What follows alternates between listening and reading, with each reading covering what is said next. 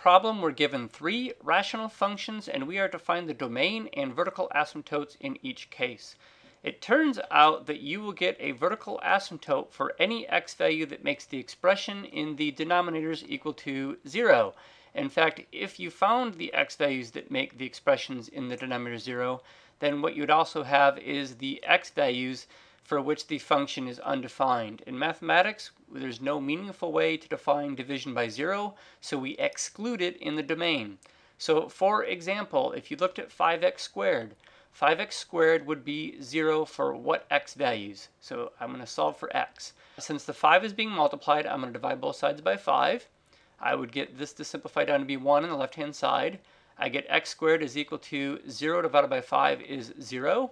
And at this point, the only number that you can square to get 0 is 0, and you have the solution there. Or if you are of the mind that you like to undo the squaring process by taking the square root of both sides and putting plus or minus, that would work as well. On the left-hand side, these would simplify out to be x. And over here, you'd have positive 0 and the opposite of 0 are the same thing. So x equals 0 is the only solution there. And x equals 0 is important in two ways. It will help me find the domain and the vertical asymptote. So first of all, my domain of the first problem, the domain is all real numbers, meaning you can plug in any number that you want, as long as it's a real number, into this x value here and here, and you could expect to get a valid output. You would get a number, except for when you plug in x equals 0. So all real numbers except x equals 0. Why? Because imagine if you would replace x with 0. 0 squared is 0. 0 times 5 is 0. What you would get at x equals 0 is a 0 in the denominator. It is defined for all other x values. So basically the domain is just telling people for what x values the function is defined. And it's defined for all numbers except 0.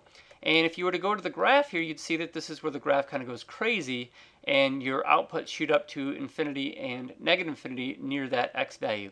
So not only is x equals 0 just the single x value that we have to exclude from the domain, it's also the equation of the line, a vertical line, x equals 0. So when we graph this, in fact, let me just go graph it right now to show you what this means. When you go to graph this equation, what you're going to see is the graph goes nuts. Basically, the function value skyrocket to infinity. You can see it right there. And then someone may ask, well, where does it skyrocket to infinity? Is it near x equals 10? Well, no, at x equals 10, the graph isn't going crazy. It isn't skyrocketing. Where exactly is it skyrocketing? And it turns out it skyrockets near x equals 0, and that's what this answer here means. In fact, if you were to graph the vertical line x equals 0, a vertical line x equals 0 is just exactly what the y-axis is. The y-axis is a vertical line through the x value 0. So what this means is that the graph is going to approach that line for x values near 0. So the other two cases will start out just the same. We want to look for x values so that the denominator, that's this guy, whatever x values make that equal to 0, we're going to have a problem. So if I was just to solve this for x by simply subtracting 3 on both sides, over here 3 minus 3 is 0, so I'd be just left with x plus 0, or just x. And then I have 0 subtract 3 is negative 3. So remember, this is going to give me two things. First of all, it's going to tell me what x value to exclude in the domain. Remember, the domain is the set of x values for which you can get valid y values out of the function. So we're going to say that everything works. The domain is going to be all real numbers again, except for negative 3. It's the only x value for which you cannot get a y value out. In fact, if you were to replace x with negative 3, you could see that you'd have negative 3 plus 3, or 0 in the denominator. And since we do not have a meaningful way of defining what the output would be when you're dividing by 0, we say it's not part of the domain and that the y value simply does not exist for that particular x value of negative 3. So first of all, my domain is going to be all real numbers. Anything works, all real numbers, except let's exclude the one case where things go bad. Things go bad at x equals negative 3. We have no way to define that, so don't plug in negative 3. So plug in anything you want, all real numbers except x equals negative 3. So again, that x equals negative 3 means two things. It's the one x value that we exclude in the domain, but it's also the equation for a vertical line.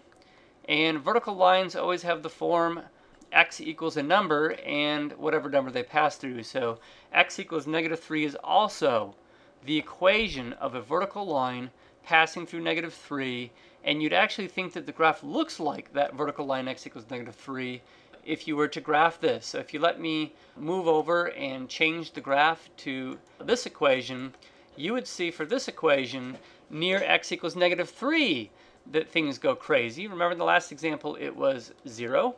So here at x equals -3, you see that the graph goes to infinity right here, and the y values go to -infinity over here, and that happens for x values -3.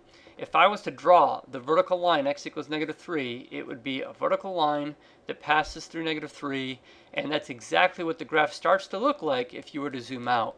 The graph, if you were to zoom out, looks like a vertical line, and if you were to extend it through the x-axis, you'd see it would hit at -3. So the next one is just a matter of just repeating this process, except my denominator this time is 2x plus 8. I want to know what x values make that 0. I'm going to subtract 8 on both sides. Over here, it would simplify out, and 0 subtract 8 is -8. If I was to divide both sides by 2, I guess you have to tilt your head in these videos to watch me write what's going on here. So this would simplify down to be the number 1. 2 divided by 2 is 1. So you have 1 times x, or just x on the left-hand side. Negative divided by a positive is a negative, and 8 divided by 2 is 4. So we're going to say the domain of this function is all real numbers. Some teachers let you just get away with saying all reals, but I'm going to say all real numbers, except the one time that things go bad would be x equals -4.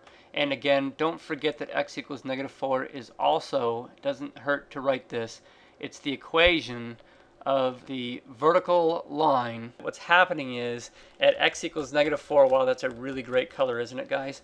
So let's just graph things in pea green from now on. If you were to graph this, you would see that the graph goes crazy. It shoots up to infinity and down to -infinity, and then you could ask, where does that happen? It turns out it happens at -4. But if I zoom out now, I'm going to lose that label right there. But if I was to zoom out and look at this line and kind of extend it, it would hit the x-axis at -4.